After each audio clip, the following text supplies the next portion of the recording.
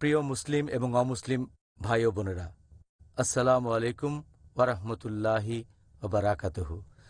আল্লাহ তাআলার দয়া, শান্তি ও রহমত আপনাদের সবার উপরে বর্ষিত হোক। আমাদের অনুষ্ঠানে স্বাগতম। Ramzan, a date with doctor Zakir. আমি আপনাদের host Yusuf chambers.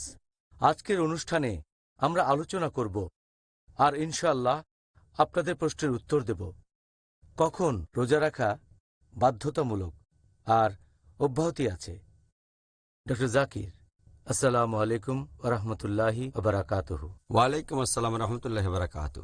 Doctor Zakir, বুঝতেই পারছেন আমাদের অনেক পথ পাড়ি দিতে হবে আজকের এই টপিক নিয়ে, আর আমি নিশ্চিত আজকেও আমাদের দর্শকরা আপনার উত্তরগুলো শুনে দারুণভাবে উপকৃত হবেন ইনশাআল্লাহ।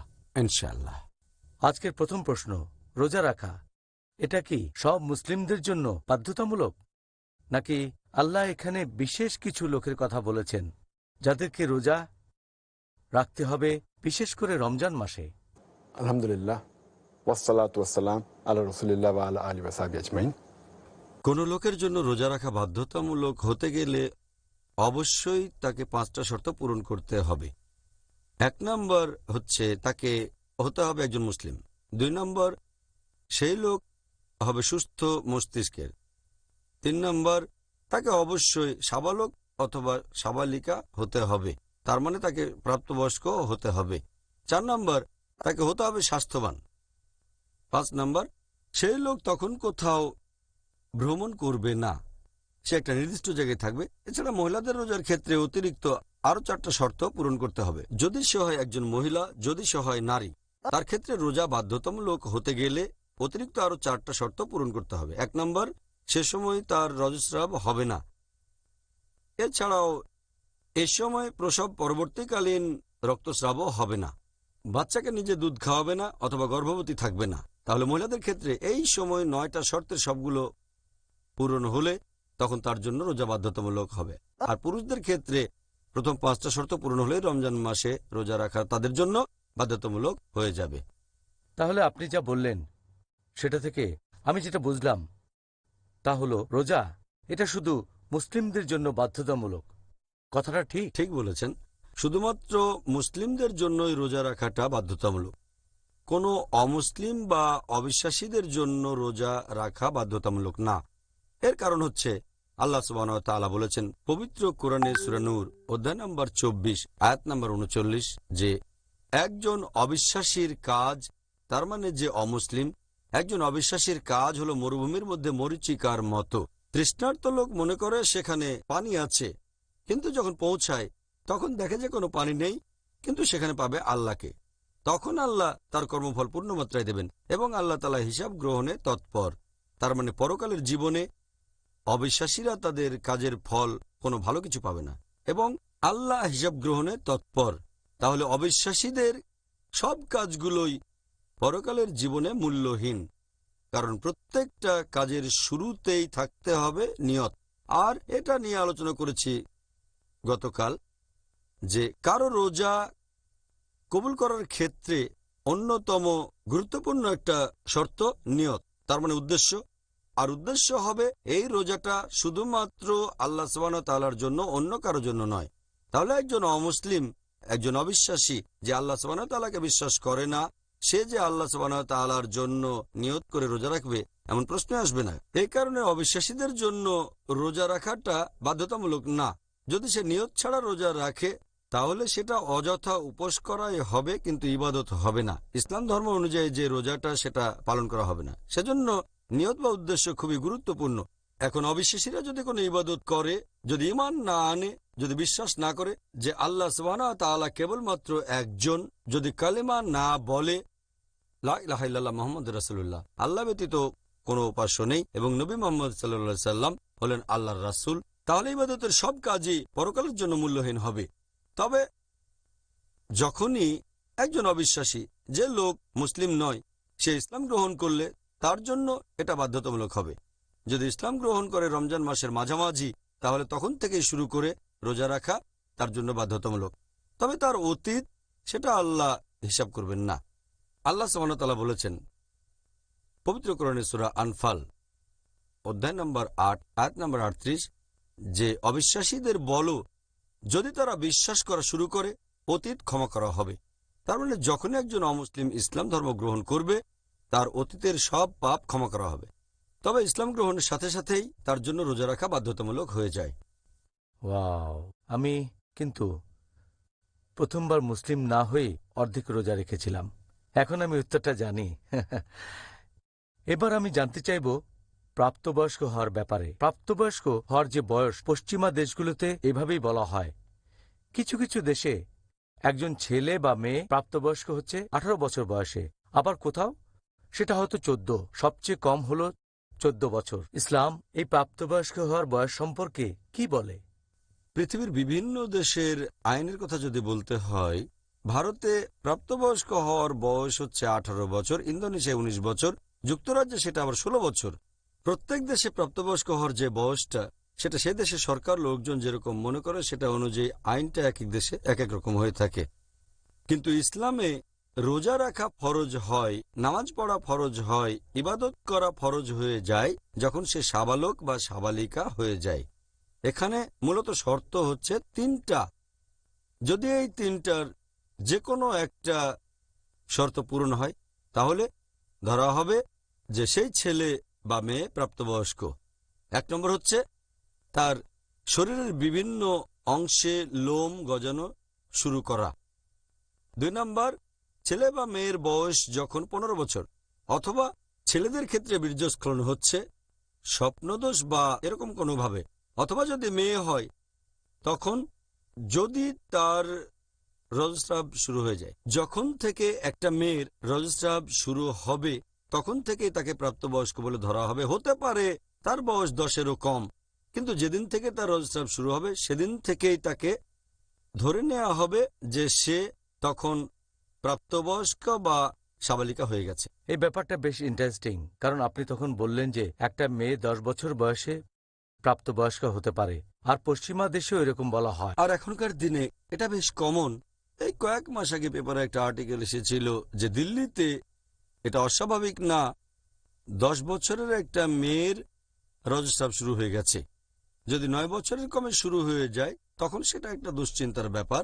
পশ্চিমা দেশগুলোতে একই। আগে ব্যাপারটা এমন ছিল না। যখন আমি মেডিকেল কলেজে পড়তাম তখন পশ্চিমা দেশে বয়সটা ছিল 12 বা 13, ভারতে ছিল 13-14। কিন্তু যেহেতু এখন ডায়েট বদলে গেছে, তারপর পরিবেশ বদলে গেছে ইত্যাদি, এগুলো প্রাপ্তবয়স্ক হওয়ার বয়সের উপর প্রভাব ফেলে।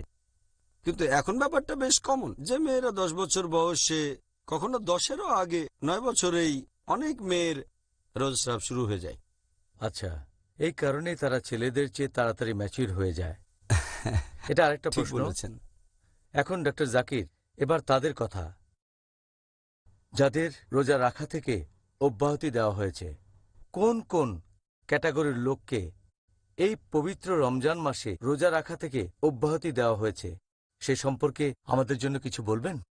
এখানে আমি বলবো যে আমার মতে মোট 13 ক্যাটাগরির মানুষকে রোজা রাখা থেকে অব্যাহতি দেওয়া হয়েছে। 1 নম্বর, যদি সেই লোক অবিশ্বাসী হয়, অমুসলিম হয়। 2 নম্বর, যদি সে অপ্রাপ্তবয়স্ক হয়। 3 নম্বর, যদি সে উন্মাদ হয়ে থাকে। 4 নম্বর, যদি মহিলা হয় আর তখন রজস্রাব হয়, সে রোজা রাখবে না। 5 নম্বর, যদি কোনো মহিলার প্রসব পরবর্তী রক্তস্রাব হয়ে থাকে। 6 নম্বর, মহিলা গর্ভবতী হলে অব্যাহতি দেওয়া হয়েছে। 7 নম্বর, মহিলা বাচ্চাকে নিজের দুধ খাওয়ালে। 8 নম্বর, যদি কেউ রোগাক্রান্ত হয়, অসুস্থ থাকে, অব্যাহতি দেওয়া হয়েছে। 9 নম্বর, যদি সেই লোক বিকলাঙ্গ হয়। 10 নম্বর, যদি সেই লোক খুব বয়স্ক হয়ে থাকে, যদি খুব বৃদ্ধ হয়ে যায়। 11 নম্বর, যদি সে ভ্রমণ করে। 12 নম্বর, যদি সেই লোক জিহাদ করে বা লড়াইতে অংশগ্রহণ করে আল্লাহ তাআলার খাতিরে। আর 13 নম্বর, জোর করা হলে। যদি কারো উপর জোর করা হয় আর সে রোজা না রাখে, তাকে অব্যাহতি দেওয়া হয়েছে। এই হলো সংক্ষেপে 13 ক্যাটাগরির মানুষ যাদেরকে রোজা থেকে অব্যাহতি দেওয়া হয়েছে। সুন্দর। এবার প্রত্যেক ক্যাটাগরি নিয়ে একটু আলোচনা করব যাদের অব্যাহতি আছে। ডক্টর জাকির, রোজা থেকে যাদের অব্যাহতি দেওয়া হয়েছে তাদের সবাইকে এই রোজা কি পরে কোনো সময় রাখতে হবে? আমি যে 13টা ক্যাটাগরির কথা বলেছি, প্রথম 3টা ক্যাটাগরি তাদেরকে পরবর্তীতে রোজা রাখতে হবে না। তার মানে অমুসলিম, তারপর যে অপ্রাপ্তবয়স্ক, আর যে লোক মস্তিষ্ক বিকৃত। বাকি যে 10টা ক্যাটাগরি, 2টো ক্যাটাগরি, যে লোক অনেক দিন ধরে বিকলাঙ্গ এবং যে লোকের বয়স অনেক বেশি হয়ে গেছে, এই ক্যাটাগরির লোককেও পরে রোজা রাখতে হবে না। তবে তাদেরকে ফিদিয়া বা ক্ষতিপূরণ দিতে হবে। প্রত্যেক রোজার জন্য একজন গরিব লোককে খাওয়াতে হবে।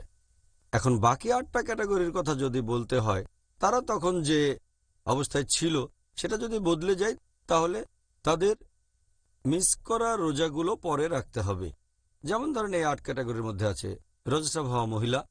যখনই রজস্রাব বন্ধ হয়ে যাবে তখনই তাকে এই রোজাগুলো রাখতে হবে, যত তাড়াতাড়ি সম্ভব, পরবর্তী রমজানের আগে। কোনো মহিলা যার প্রসব পরবর্তীকালীন রক্তস্রাব হচ্ছে, যখনই এটা বন্ধ হবে তাকে রোজা রাখতে হবে। কোনো মহিলা গর্ভবতী, যখনই অবস্থাটা চলে যাবে, প্রসব পরবর্তী রক্তস্রাব বন্ধ হবে, রোজা রাখতে হবে। একজন মহিলা 4 নম্বর ক্যাটাগরি, বাচ্চাকে দুধ খাওয়ায়, যখন এই সময়টা শেষ হবে তখন তাকে রোজা রাখতে হবে। একজন লোক অসুস্থ, যখনই সুস্থ হবে তাকে রোজা রাখতে হবে। একইভাবে একজন ভ্রমণ করছে, যখনই তার ভ্রমণ শেষ হবে সে রোজা রাখবে। আবার একজন যে অংশ নিয়েছে জিহাদে, আল্লাহ তাআলার খাতিরে কোনো লড়াইতে, যখনই লড়াই শেষ হবে তাকে রোজা রাখতে হবে। একইভাবে যার উপর জোর করা হচ্ছে আর সে রোজা রাখছে না, যখনই জোর জবরদস্তি উঠে যাবে তাকে রোজা রাখতে হবে। তবে তাদেরকে এই রোজাটা রাখতে হবে পরবর্তী রমজানের আগেই। ইনশাল্লাহ আবার দেখা হবে ছোট্ট বিরতির পর। আসসালামু আলাইকুম ওরহমতুল্লাহি ওবারাকাতুহু। ভাই ও বোনেরা, এই অনুষ্ঠানে আবারও স্বাগতম। Ramzan a date with doctor Zakir. আমি আপনাদের হোস্ট ইউসুফ চেম্বার্স। আর আজকে আমাদের অনুষ্ঠানে আলোচনার টপিক কখন রোজা রাখা বাধ্যতামূলক আর অব্যাহতি আছে।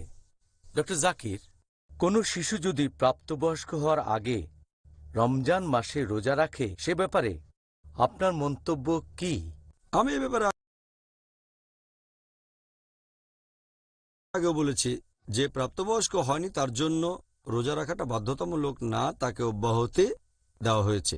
আমাদের প্রিয় নবী মুহাম্মদ সাল্লাল্লাহু আলাইহি ওয়াসাল্লাম বলেছেন, এই হাদিসটা আছে তিরমিজিতে, হাদিস নাম্বার 1423। আমাদের প্রিয় নবী বলেছেন যে 3 ক্যাটাগরির মানুষের হিসাব লেখা হবে না।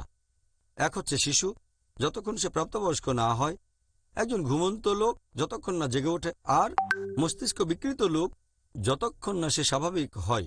এই 3 ক্যাটাগরির মানুষ আমাদের প্রিয় নবী বলেছেন তাদের হিসাব লেখা হবে না। তার মানে তাদের জন্য রোজা রাখাটা বাধ্যতামূলক না। নামাজের ব্যাপারে কোনো বাধ্যবাধকতা নেই, তবে শিশুদের রোজা রাখতে উৎসাহিত করাটা ভালো, যত তাড়াতাড়ি সম্ভব। এটা বাধ্যতামূলক না। আরেকটা হাদিস যেটার উল্লেখ করা হয়েছে সহিহ বুখারীতে, খণ্ড নম্বর 3, বুক অব ফাস্টিং, হাদিস নাম্বার 1960। আমাদের প্রিয় নবী মুহাম্মদ সাল্লাল্লাহু আলাইহি ওয়াসাল্লাম তিনি আনসারদের উদ্দেশ্যে বলেছিলেন, নবীর পাঠানো দূত তাদের কাছে গিয়ে বলেছিল, যারা রোজা রাখছো তারা এটা চালিয়ে যাবে, আর যারা রাখছো না তারা রোজা রাখবে দিনের একেবারে শেষ পর্যন্ত। আর তারপরে লোকজন সাহাবেগণ বললেন, রোজা রেখেছি, আমাদের বাচ্চাদেরও রোজা রাখতে বলেছি, তাদেরকে মসজিদে নিয়ে গেছি, তারা কান্নাকাটি করলে উল দিয়ে বানানো খেলনা দিয়েছি, যাতে এটা নিয়ে ব্যস্ত থাকে যতক্ষণ না ইফতার হয়। তার মানে এভাবেই সাহাবীগণ তাদের বাচ্চাদের ছোটবেলাতেই রোজা রাখতে উৎসাহিত করেছিলেন, যদিও বাধ্যতামূলক ছিল না। এটা ভালো অভ্যাস। আমরা এখনকার দিনে দেখি যে অনেক বাবা মাই বাচ্চাদের রোজা রাখতে নিষেধ করে, যদিও সেই বাচ্চা হয়তো উৎসাহ নিয়ে বলছে আমি রোজা রাখতে চাই। বাবা মা তখন বলে, এই বয়সে আবশ্যিক না, রোজা রেখো না। তারা এটা বুঝতে পারে না এই অল্প বয়সে রোজা রাখলে বাচ্চাদের কোনো ক্ষতি হবে না। সত্যি বলতে এভাবে তাদের রোজা রাখার একটা ট্রেনিং হবে যখন প্রাপ্তবয়স্ক হবে। আল্লাহ পবিত্র কোরআনে বলেছেন, সূরা তাহরিম অধ্যায় নম্বর 66 আয়াত নম্বর 6, ইয়া আইয়ুহাল্লাযীনা আমানু, হে মুমিনগণ, নিজেদেরকে এবং পরিবারকে রক্ষা করো দোজখের আগুনের যন্ত্রণা থেকে, যার রসদ হবে মানুষ ও পাথর। আল্লাহ আমাদের বলেছেন শুধু নিজেদেরই রক্ষা করো না, বাচ্চাদেরও রক্ষা করো দোজখের আগুন থেকে, যার রসদ হবে মানুষ ও পাথর। তাহলে বাচ্চাদের অল্প বয়সে রোজা রাখতে উৎসাহিত করাটা ভালো কাজ, আর আমাদের স্কুলেও আমরা এই কাজ করে থাকি ইসলামিক ইন্টারন্যাশনাল স্কুল। স্টুডেন্টদের রোজা রাখতে উৎসাহিত করে অনেক কম বয়সে, এমনকি যখন জুনিয়র কেজিতে পড়ে অথবা সিনিয়র কেজিতে 4 থেকে 6 বছরে তাদের উৎসাহিত করি। আর এই বয়সটাতে তারা 4-5 বা 6 বছর, আমরা বলি তোমাদের মধ্যে যে সবচেয়ে বেশি রোজা রাখতে পারবে সে একটা গিফট পাবে, একটা পুরস্কার পাবে। এতে তারা উৎসাহিত হয়।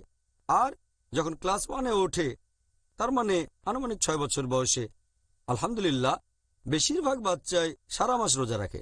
যখন তারা পৌঁছায় ক্লাস 3-তে, তার মানে 7-8 বছর বয়স, প্রায় সবাই পুরো মাস ধরে রোজা রাখে, যদিও বাধ্যতামূলক না।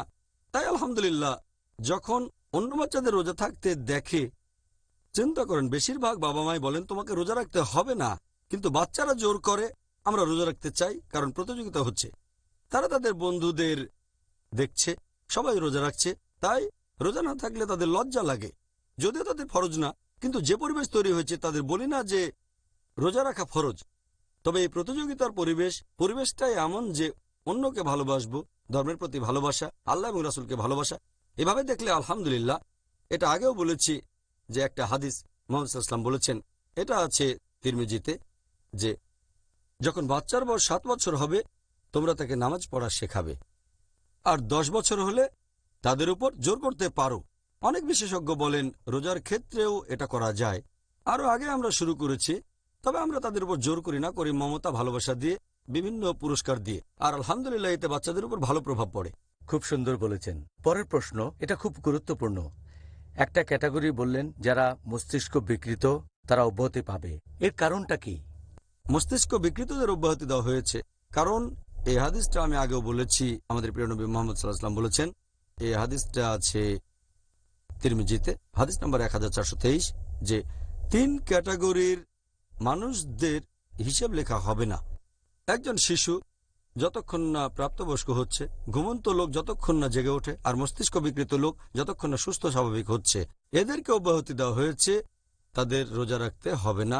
এটার কারণ হচ্ছে যে রোজা কবুল হওয়ার অন্যতম একটা শর্ত হচ্ছে নিয়ত করতে হবে।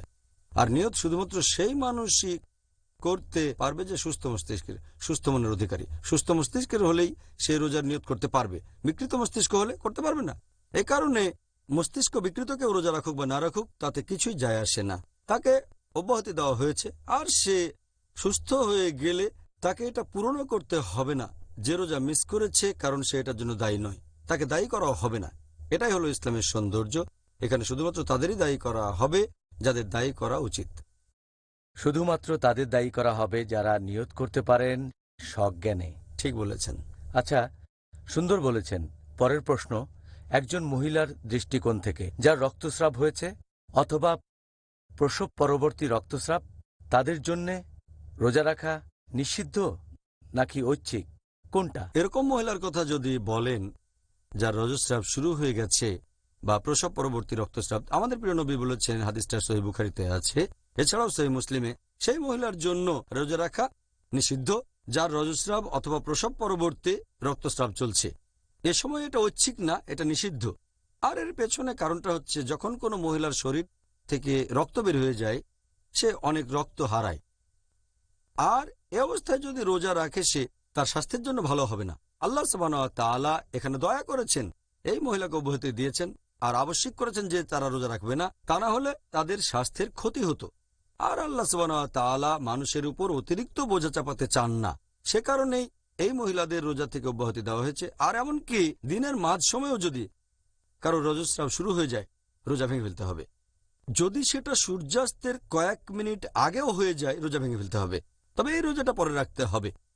আবার ধরেন কারো রজস্রাব শুরু হয়েছে আর সেটা শেষ হলো ফজরের ওয়াক্তের ঠিক আগে আগে, তখন যদি মহিলা গোসল নাও করে রোজা রাখতে পারে, কিন্তু যদি শেষ হয় ফজরের ওয়াক্তের কয়েক মিনিট পরে, রোজা রাখতে পারবে না, রোজা ভেঙে ফেলতে হবে, আর এই রোজাটা পরে রাখতে হবে।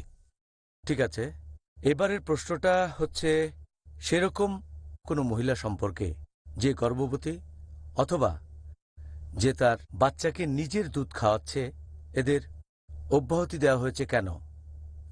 পবিত্র কোরআনের আয়াত বলছে, সূরা বাকারা অধ্যায় নম্বর 2 আয়াত 185, যে যদি কেউ অসুস্থ থাকে বা ভ্রমণ করে সে তাহলে এই সময়ের রোজাগুলো পরে রাখতে পারে। তো বেশিরভাগ ফুকাহা, বেশিরভাগ বিশেষজ্ঞ তারা বলেন যে মহিলা গর্ভবতী বা দুধ খাওয়ান তারা সেই ক্যাটাগরিতে পড়বে যারা অসুস্থ। সেজন্য তারা চাইলে রোজাটা নাও রাখতে পারে।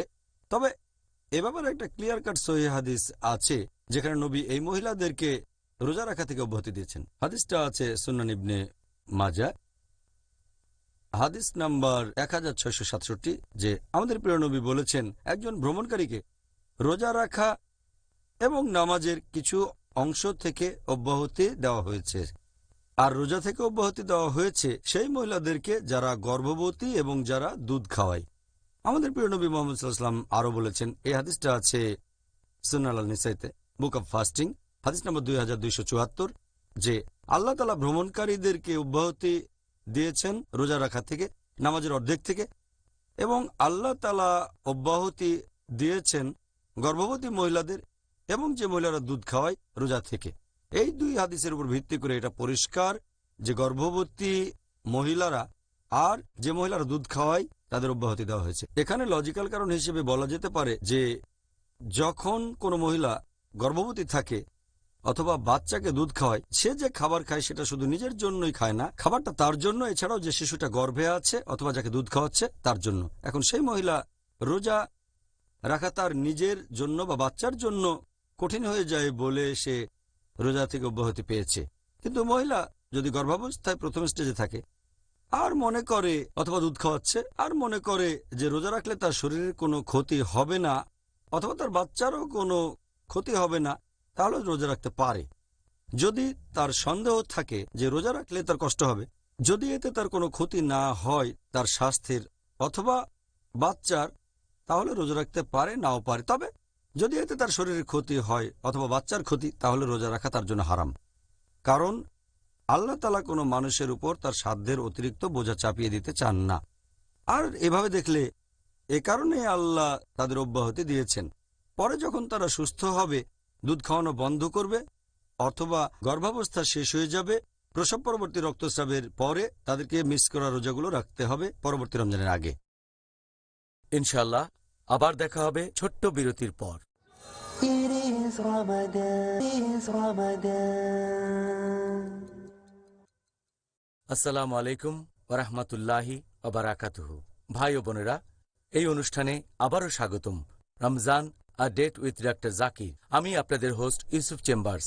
আর আজকে আমাদের অনুষ্ঠানে আলোচনার টপিক, কখন রোজা রাখা বাধ্যতামূলক আর অব্যাহতি আছে। ডক্টর জাকির, আচ্ছা, কোনো লোক যদি কিছুটা অসুবিধায় পড়ে, কোনো ধরনের অসুস্থতার কারণে, মাথা বা পেটে ব্যথা, তাদেরও কি রোজা থেকে অব্যাহতি দেওয়া হয়েছে? যে মানুষটা অসুস্থ তাকে অব্যাহতি দেওয়া হয়েছে। আল্লাহ পবিত্র কোরআনে বলেছেন সূরা বাকারা অধ্যায় নম্বর 2 আয়াত 185, যে যদি কেউ অসুস্থ থাকে অথবা ভ্রমণ করে তাহলে তাকে সেই সময়কার রোজাগুলো পরবর্তীতে রাখতে হবে। তবে তার মানে এই না যে কেউ যদি ভুগতে থাকে মাথা ব্যথায় অথবা পেট ব্যথায় অথবা কফে, সে রোজা রাখবে না। যদি কোনো ব্যক্তি অসুস্থ অবস্থায় রোজা রাখতে পারে, রোজা রাখা তার জন্য বাধ্যতামূলক। শুধুমাত্র তখন অব্যাহতি দেওয়া হয়েছে যদি অসুস্থতার কারণে তার রোজা কঠিন হয়ে যায়, অথবা রোজা রাখলে তার অসুস্থতা আরো বেড়ে যায়, অথবা স্বাস্থ্য খারাপ হয়ে যায়, অথবা অসুস্থতার কারণে যদি ওষুধ খাওয়া বাধ্যতামূলক হয়, তখন অব্যাহতি দেওয়া হয়েছে। এটা আমাদের ছোটখাটো কারণে বা ছোটখাটো অসুখে, যেমন কফ বা সর্দি, মাথা ব্যথা বা পেট ব্যথা, তখন রোজা বাধ্যতামূলক।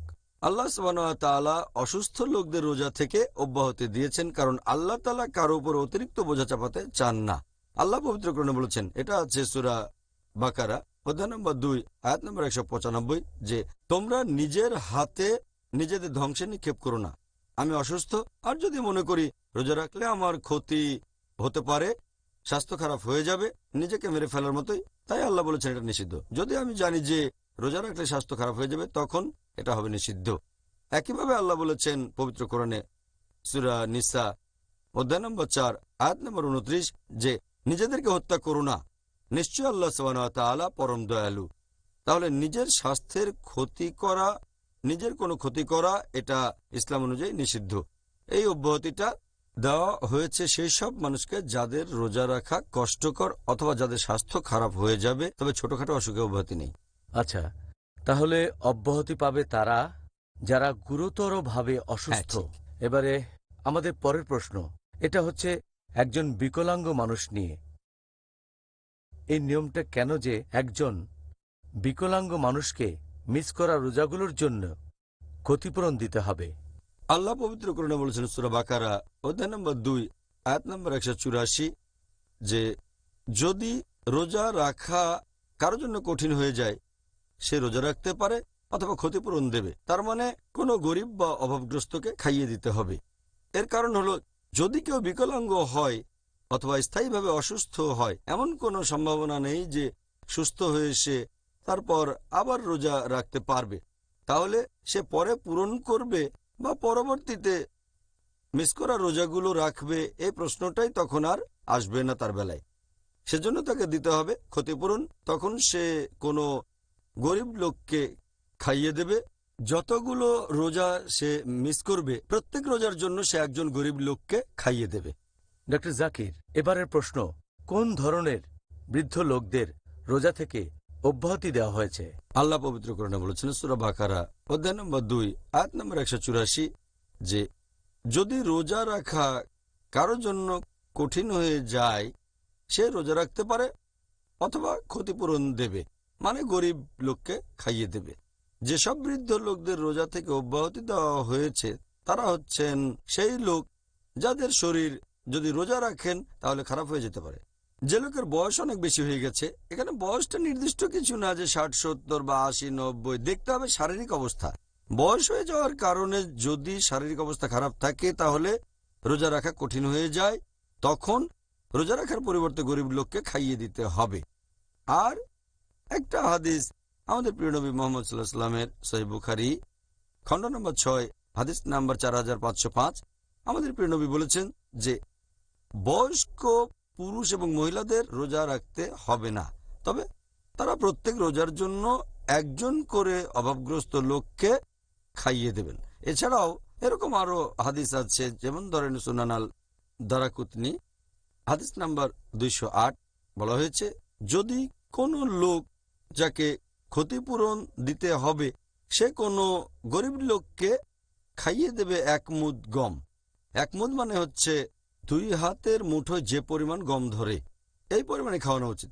আরো একটা হাদিস বলা হয়েছে আল দারাকুতনি 270 নম্বর হাদিস যে আনাস রাদিয়াল্লাহু আনহু তিনি যখন খুব বৃদ্ধ হয়ে গেলেন, রোজা রাখতে পারলেন না, তাই মাসের শেষের দিকে 30 জন গরিব লোককে ডেকে খেতে দিলেন, রুটি আর তার সাথে অন্যান্য খাবার, পুরো খাবার 30 জন লোককে।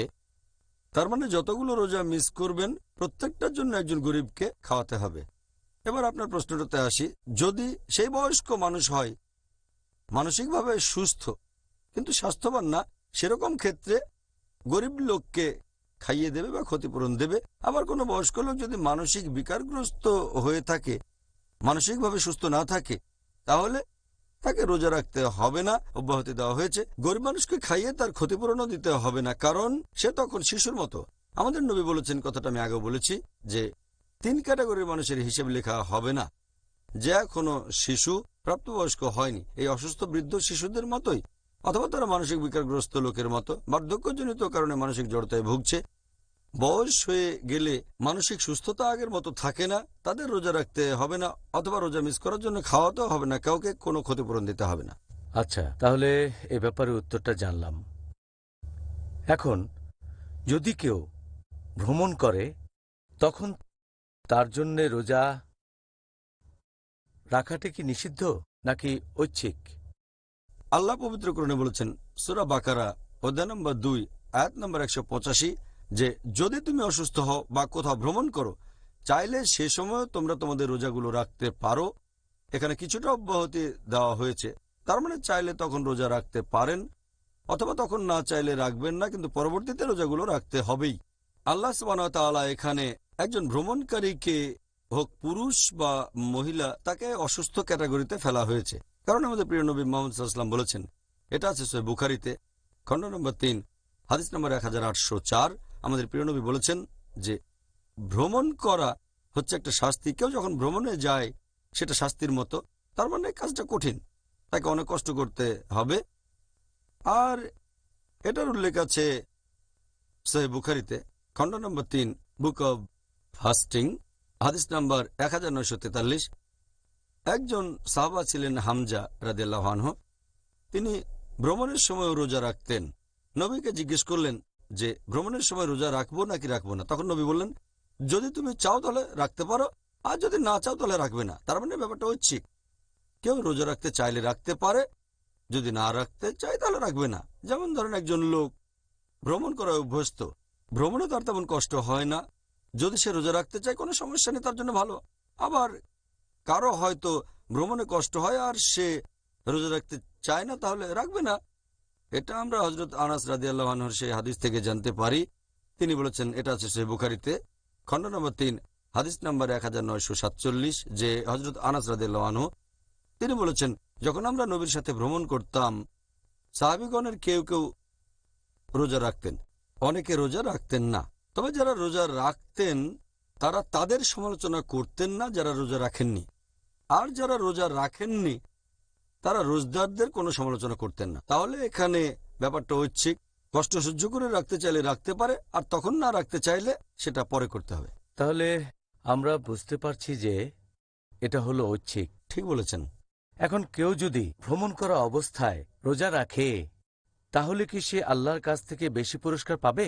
আল্লাহ তাআলা এর আগের আয়াতে বলেছেন, সূরা বাকারা অধ্যায় নম্বর 2, আয়াত নম্বর 184, যে কেউ অসুস্থ অথবা ভ্রমণ করলে সেই রোজাগুলো পরে রাখতে পারে, অথবা যার জন্য রোজা রাখাটা কষ্টকর সে রোজা রাখতে পারে, অথবা ক্ষতিপূরণ দিতে পারে, গরিব লোককে খাইয়ে দেবে।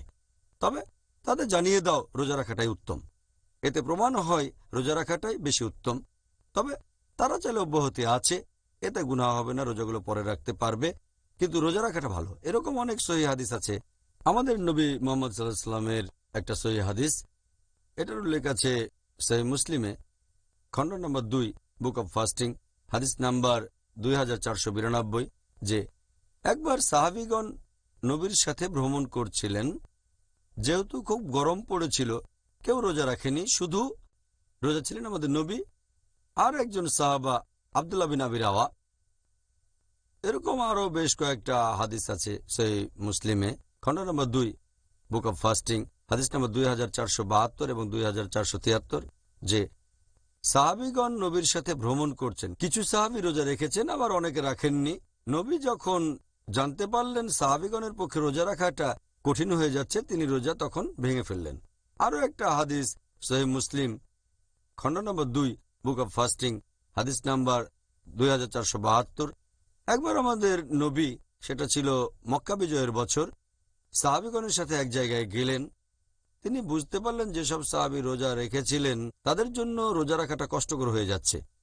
তখন আমাদের নবী আসরের নামাজের সময় এক পাত্র পানি নিয়ে পান করলেন এবং রোজা ভেঙে ফেললেন। এতে করে আমাদের জন্য সহজ হয়ে গেল।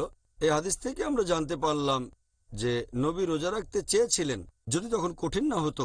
তিনি রোজা ভেঙেছেন কেন? কারণ সাহাবীগণের জন্য রোজা রাখা কষ্টকর হয়ে যাচ্ছিল। আমাদের নবী তার সাহাবীগণকে কোনো সংকটের ভিতরে ফেলতে চাননি, সেজন্য রোজা ভেঙেছেন। তবে এখান থেকে আমরা জানতে পারি রোজা রাখা ভালো যদি রাখতে পারেন, যদি না পারেন কোনো সমস্যা নেই, আপনি এই রোজাগুলো পরে রাখতে পারেন। এছাড়াও আমরা জানতে পারি যে রোজা রাখাটাই বেশি ভালো। কেন? কারণ যদি কেউ পরে রোজা রাখতে চায়, যে ভ্রমণ করছে, আল্লাহ না করুক যদি সে ভ্রমণ করতে গিয়ে কোনো কারণে মারা যায়, তাহলে তার এই কাজটা অসম্পূর্ণ থেকে যাবে, যে কাজটা ফরজ। তাই ভ্রমণ করার সময় যদি কেউ রোজা রাখতে পারে তাহলে তার জন্য রোজাই বেশি ভালো। আর এছাড়াও যখন ভ্রমণ করবেন এই পবিত্র রমজান মাসে, দেখবেন আশেপাশের লোকজনও রোজা রেখেছেন। এভাবে দেখলে ব্যাপারটা বেশ সোজা। যখন বাড়ি ফিরে আসবেন রমজান মাস শেষ হয়ে গেলে, যদি একা রোজা রাখতে চান আর অন্য কেউ না রাখে, তখন এটা বেশ কঠিন কঠিন লাগে। তাহলে এটা একটা অন্যতম কারণ যে ভ্রমণ করার সময় যদি কষ্ট সহ্য করে রোজা রাখতে পারেন তাহলে ভালো, সওয়াবও পাবেন বেশি। অসাধারণ। ইনশাআল্লাহ আবার দেখা হবে ছোট্ট বিরতির পর।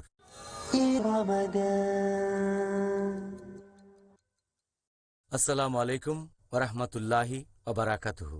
ভাই ও বোনেরা, এই অনুষ্ঠানে আবারও স্বাগতম। Ramzan a date with doctor Zakir. আমি আপনাদের হোস্ট ইউসুফ চেম্বার্স। আর আজকে আমাদের অনুষ্ঠানে আলোচনার টপিক, কখন রোজা রাখা বাধ্যতামূলক আর অব্যাহতি আছে। ডক্টর জাকির, যে লোক জিহাদ করছে তাকে রোজা থেকে অব্যাহতি দেওয়া হয়েছে কেন? যখন কোনো লোক জিহাদে অংশগ্রহণ করছে, রোজা রাখলে তো সে দুর্বল হয়ে পড়বে, সে তখন ভালোভাবে যুদ্ধ করতে পারবে না, যেটা সে করছে আল্লাহ সুবহানাহু ওয়া তাআলার খাতিরে। এজন্য আমাদের প্রিয় নবী বলেছেন, এটা আছে সহিহ মুসলিমে, খণ্ড নম্বর 2, অধ্যায় নম্বর 420, বুক অব ফাস্টিং, হাদিস নম্বর 2486, যে একবার নবী মুহাম্মদ সাল্লাল্লাহু আলাইহি ওয়াসাল্লাম জিহাদের জন্য রওনা হচ্ছেন। তখন সাহাবীগণকে বললেন, শত্রুর মুখোমুখি হতে যাচ্ছি, রোজা না রাখলে শরীরে শক্তি পাবো, রোজা ভেঙে ফেলো। এই কথা শোনার পর কিছু সাহাবী তখনই তাদের রোজা ভেঙে ফেললেন, আবার অনেকে তারপর রোজা রাখলেন। এরপরে যখন থামলেন তখন নবী বললেন, রোজা রাখলে তোমরা দুর্বল হয়ে পড়বে, রোজা না রাখলে শরীরে শক্তি পাবে, তাই রোজা ভেঙে ফেলো, আমি আদেশ দিচ্ছি রোজা ভেঙে ফেলো। তখন সবাই রোজা ভেঙে ফেললেন। রোজা না রাখলে শরীরে বল ফিরে পাবো, আর আমরা আল্লাহ তাআলার খাতিরে লড়াই করতে পারবো আরো ভালোভাবে, তাহলে জেতার সম্ভাবনা বেশি থাকবে ইনশাআল্লাহ। আচ্ছা, সুন্দর বলেছেন ডক্টর জাকির। আমরা পিস টিভির দর্শকদের কাছ থেকে হাজার হাজার চিঠি পেয়েছি পবিত্র রমজানের উপর আর আজকের টপিকের উপরও, কখন রোজা রাখা বাধ্যতামূলক আর অব্যাহতি আছে। এখন আমরা দর্শকদের প্রশ্নগুলো নিয়ে আলোচনা করব। প্রথম প্রশ্ন এটা করেছেন একজন দর্শক, আর তিনি প্রশ্ন করেছেন, একজন লোক অন্য কোনো শহরে একটানা কতদিন থাকলে, সর্বোচ্চ কতদিন থাকলে তাকে ভ্রমণকারী বলা হবে আর রোজা থেকে অব্যাহতি পাবে? এখানে তিনি একটা উদাহরণও দিয়েছেন যে, মনে করেন সে একজন ছাত্র, বিদেশে গেছে পড়াশোনা করতে, হয়তো 2 মাস, সে কি রমজান মাসে রোজা থেকে অব্যাহতি পাবে? বেশিরভাগ বিশেষজ্ঞ এ ব্যাপারে বলেন যে নামাজ পড়ার ক্ষেত্রে যে নিয়মটা, যখন কোনো লোক ভ্রমণ করছে, এ ব্যাপারে হাদিসটা আগেও বলেছি যে আমাদের প্রিয় নবী মুহাম্মদ সাল্লাল্লাহু আলাইহি ওয়াসাল্লাম বলেছেন, এটা আছে সুনান ইবনে মাজাহ, হাদিস নাম্বার 1667।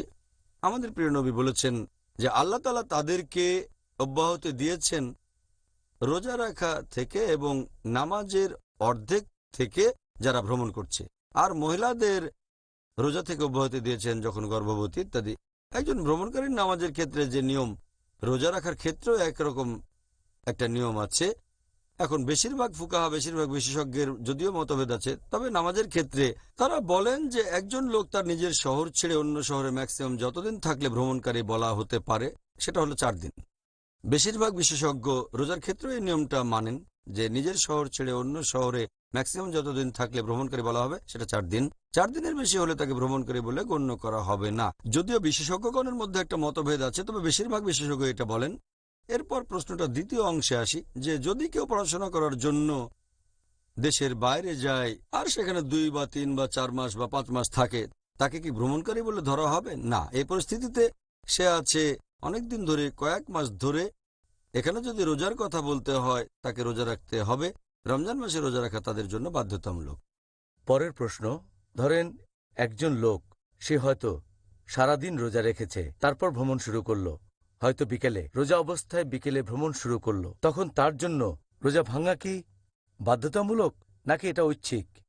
এখানে তার জন্য কোনটা করা ভালো হবে? যদি কেউ তার ভ্রমণ শুরু করে দুপুরে অথবা বিকেলে, অথবা বিকেল পর্যন্ত যদি সে তার নিজের শহরে থাকে, তাহলে রোজা রাখাটা তার জন্য ফরজ।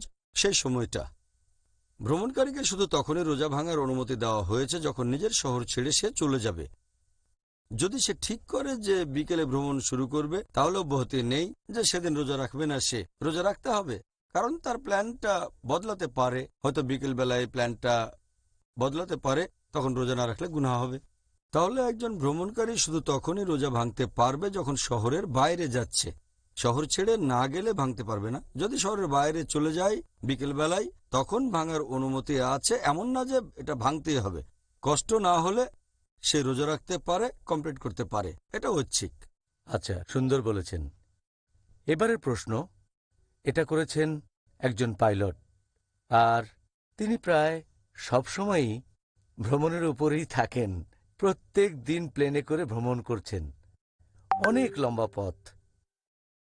তার প্রশ্নটা হলো যে তিনি কি সবগুলো রোজা থেকে অব্যাহতি পাবেন? যদি কারো পেশাটা এরকম হয় যে সে পাইলট অথবা সে একজন নাবিক, তাকে ভ্রমণ করতে হয়, নিজের শহর ছেড়ে অন্য জায়গায় যেতে হয়, তাকে ভ্রমণকারী বলে ধরা হবে, সে রোজায় অব্যাহতি পাবে, তবে তাকে এই রোজাগুলো রাখতে হবে পরবর্তী রমজান মাসের আগেই। যদি সে অনেক বেশি ভ্রমণ করে তাহলে রোজা রাখতে হবে ছুটির দিনে, যে ছুটির দিনগুলো পাবে। আর যখন নিজের শহরে থাকবে তাহলে তখন রোজা রাখতে না চাইলে অব্যাহতি আছে, তাকে ভ্রমণকারী বলে ধরা হবে, তবে সে রোজাগুলো রাখবে যত তাড়াতাড়ি সম্ভব পরবর্তী রমজান মাসের আগেই। যদি না সে অনেক লম্বা কোনো ফ্লাইটে থাকে, হয়তো ইন্ডিয়া থেকে নিউ ইয়র্ক সময় লাগে 12 ঘন্টারও বেশি, কিন্তু যদি সে ছোট ফ্লাইটে থাকে আমার মনে হয় না সেখানে সমস্যা আছে। আচ্ছা, এবারে পরের প্রশ্ন। ধরেন একজন লোক, সে সৌদি আরবে কাজ করে, অথবা হয়তো সে সৌদি আরবে বসবাস করে, আর গত রমজান মাসে সে রোজা রাখা শুরু করেছে সৌদি আরবে। গত বছর সৌদি আরবে রোজা শুরু হয়েছে 2 দিন আগে, ভারতের চাইতে। লোকটার নিজের দেশ ভারত, সে নিজের দেশে আসলো, আর যখন এসে পৌঁছালো সে অলরেডি সৌদি আরবে 2 দিন রোজা রেখেছে। তার প্রশ্নটা হলো, সে কি 30 দিন রোজা পালন করবে, নাকি সে যে এলাকায় আছে তাদের সাথে অতিরিক্ত রোজাগুলো রাখবে? এখন সে কি ভারতের সময়টা ধরবে, নাকি সৌদি আরবের সময়টা ধরবে তার রোজাগুলো পূরণ করার জন্য? আমাদের নবী মোহাম্মদ সাল্লাল্লাহু আলাইহি সাল্লামের হাদিস অনুযায়ী, এই সহিহ হাদিসটার উল্লেখ আছে তিরমিজিতে, বুক অব ফাস্টিং, হাদিস নাম্বার 697, আশেপাশের লোকজনের সাথে তোমরা তোমাদের রোজা রাখা শুরু করো। যদি কোনো দেশে থাকেন বা কোনো জায়গায়, সেখানে লোকজনের সাথে আপনি রোজা রাখা শুরু করবেন, আর আশেপাশের লোকজন যখন রোজা ভাঙবে তখন তুমিও ভেঙে ফেলবে। যদি সৌদি আরবে থাকেন তাহলে রোজা রাখবেন সৌদি আরবের লোকজনের সাথে। যদি রমজান মাসের মাঝামাঝি তিনি তার নিজ দেশ ভারতে ফিরে যান তাহলে ততদিন রোজা রাখবেন যতদিন আশেপাশের লোক রোজা আছে। আর আমি জানি এসব ক্ষেত্রে বেশ কয়েকদিনের পার্থক্য থাকে। যদি রোজা শুরু হয় 2-1 দিন আগে, তাহলে আসলেন ভারতে, ততদিনে আপনি 30টা রোজা রেখেছেন, তখনও হয়তো ভারতে 1টা বা 2টো রোজা বাকি আছে, তারপরও আপনাকে রোজা রাখতে হবে ভারতের লোকজনের সাথে। যদিও তখন সেটা 30 দিনের বেশি হয়, তবে সেটা হতে পারে 31 বা 32 দিন। আর হাদিসটা বলছে আশেপাশের লোকজনের সাথে তোমরা তোমাদের রোজা রাখো, আর আশেপাশের লোকজন যখন রোজা ভাঙবে তখন রোজা ভেঙে ফেলো। কিন্তু যদি ব্যাপারটা উল্টে যায়, হয়তো আছে ভারতে 2 দিন পরে আবার সৌদি আরবে আসলো, তাহলে হয়তো রোজা রেখেছে 28 দিন, এই ক্ষেত্রে শুরু করেছে ভারতের লোকজনের সাথে, শেষ করবে সৌদি আরবের লোকজনের সাথে। আর ঈদের দিন সে রোজা রাখতে পারবে না, কারণ এটা হারাম। কিন্তু পরে তাকে রোজা রাখতে হবে অন্তত 1টা দিন, কারণ রমজান মাস হয় কমপক্ষে 29 দিন। সেজন্য তাকে অতিরিক্ত 1 বা 2 দিন রোজা রাখতে হতে পারে, যাতে করে সে পূরণ করতে পারে 29 বা 30 দিন। এতে করে মনে হবে না সে কম রোজা রেখেছে, 29টার চেয়ে কম। এবারের প্রশ্ন এটা করেছেন একজন ইঞ্জিনিয়ারিংয়ের ফাইনাল ইয়ারের ছাত্র। তার ফাইনাল ইয়ারের যে পরীক্ষাগুলো, সেগুলো হবে সব রমজান মাসে। আমার মনে হয় উনি গত বছরের রমজানের কথা বলছেন। তার বাবা আর মা তাকে উপদেশ দিয়েছে যে রমজান মাসে তার রোজা রাখার দরকার নেই, কারণ এতে তার পরীক্ষা খারাপ হতে পারে। এখন এই কারণে কি কাউকে রোজা থেকে অব্যাহতি দেওয়া হয়েছে? যদি কেউ রোজা না রাখতে চায় শুধুমাত্র পরীক্ষার কারণে, এটা কোনো যথার্থ কারণ না। হতে পারে সেটা হয়তো ফাইনাল এক্সাম, আর হয়তো তার বাবা মা তাকে বলছে যে রোজা রেখো না, কারণ যদি রোজা রাখো তাহলে হয়তো তোমার মনোযোগ কমে যাবে, রেজাল্ট খুব একটা ভালো হবে না। যদি বাবা মা জোরাজোরিও করেন, এ ধরনের ক্ষেত্রে সেই সন্তান, ছেলে অথবা মেয়ের উচিত বাবা মার কথা না শোনা। কারণ বাবা মা যদি কিছু করতে বলে আর সেটা যদি আল্লাহ এবং রাসূলের শিক্ষার বিরুদ্ধে যায়, শুধুমাত্র এমন ক্ষেত্রে বাবা মাকে অমান্য করা যাবে। আল্লাহ পবিত্রকরণে বলেছেন সূরা আনকাবুত অধ্যায় 29 আয়াত 8, এছাড়াও আছে সূরা লুকমান অধ্যায় নম্বর 31 আয়াত 15, যে যদি তোমার বাবা মা জোর করে বা সংগ্রাম করে, জিহাদ করে যে তুমি আল্লাহ তাআলার পাশাপাশি অন্য কারো ইবাদত করবে, তাদের কথা মেনো না, তারপরও তাদের সাথে সৎভাবে বিশুদ্ধ চিত্তে বসবাস করো। কোরআন আমাদের অনুমতি দিয়েছে, কারণ এটা কোনো আইনসম্মত কারণ না যে যেহেতু তাকে পরীক্ষা দিতে হবে তাই রোজা রাখা লাগবে না যাতে ভালো নম্বর পেতে পারে। আখেরাতে ভালো নম্বর পাওয়া, ফরজ কাজ পালন করা বেশি গুরুত্বপূর্ণ। সেজন্য এটা কোনো যথার্থ কারণ নয়। পরীক্ষা থাকলেও রোজা রাখতে হবে, আর ইনশাল্লাহ আল্লাহ তাকে সাহায্য করবেন। সে হয়তো পরীক্ষায় ভালো নম্বর পাবে। অন্য কারো সাহায্যের চেয়ে আল্লাহর সাহায্য বেশি গুরুত্বপূর্ণ। আল্লাহ পবিত্র কোরআনে বলেছেন সূরা আল ইমরান অধ্যায় নম্বর 3 আয়াত নম্বর 160, আল্লাহ সাহায্য করলে কেউ তোমাদের সাথে জিততে পারবে না, আল্লাহ সাহায্য না করলে এমন কে আছে যে তোমাদের সাহায্য করবে। তাই মুমিনগণ আল্লাহ তাআলার উপরই নির্ভর করুক। আর আমার উপদেশ হচ্ছে সামনে পরীক্ষা থাকলেও রোজা রাখবেন, ইনশাল্লাহ মনোযোগ আরো বাড়বে, পরীক্ষায় ভালো নম্বর পাবেন ইনশাল্লাহ। আল্লাহর উপর আরো বেশি ভরসা করবেন, এটাই হলো উত্তর। সুন্দর। পরের প্রশ্ন, এটাও ভ্রমণ সম্পর্কে। ভ্রমণকারীর রোজা মিনিমাম কতখানি দূরত্ব অতিক্রম করলে ভ্রমণকারী রোজা থেকে অব্যাহতি পাবেন? এর উত্তরও হবে নামাজের সেই উত্তরের মতো। কত দূরে গেলে তাকে ভ্রমণকারী বলা যেতে পারে? যাতে করে কাসার করতে পারে, অর্থাৎ নামাজ ছোট করবে। রোজার ক্ষেত্রেও একই নিয়ম, যদিও এই ব্যাপারে মতভেদ আছে, তবে বেশিরভাগ বিশেষজ্ঞ বলেন এটা হচ্ছে 16 ফারসাক। 1 ফারসাক মানে 3 মাইল। তার মানে যদি কেউ 48 মাইলের বেশি ভ্রমণ করে অথবা ভ্রমণ করে 80 কিলোমিটারের বেশি, তাকে ভ্রমণকারী বলে ধরা হবে। তবে কিছু বিশেষজ্ঞ বলেন এটা হচ্ছে 83 বা 84 কিলোমিটার। তাই অনেকে বলে কেউ 80 বা 84 কিলোমিটারের বেশি পথ গেলে তাকে ভ্রমণকারী বলে ধরা হবে। তবে মূল ব্যাপারটা হচ্ছে সে তখন তার নিজের শহরে থাকবে না। কিছু শহর আছে যেগুলো অনেক বড়, শহরের এক মাথা থেকে আরেক মাথায় হয়তো 84 কিলোমিটারের বেশি হবে।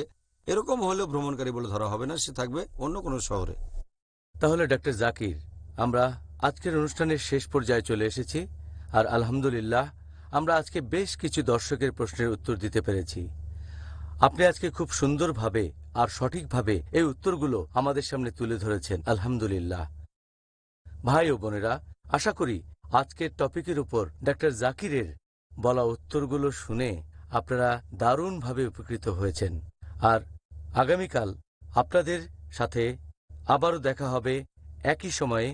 সেদিন আমাদের আলোচনার টপিক হবে যেসব কাজ করলে রোজা ভেঙে যায় বা রোজা অবস্থায় যেসব কাজ করা আমাদের নিষিদ্ধ।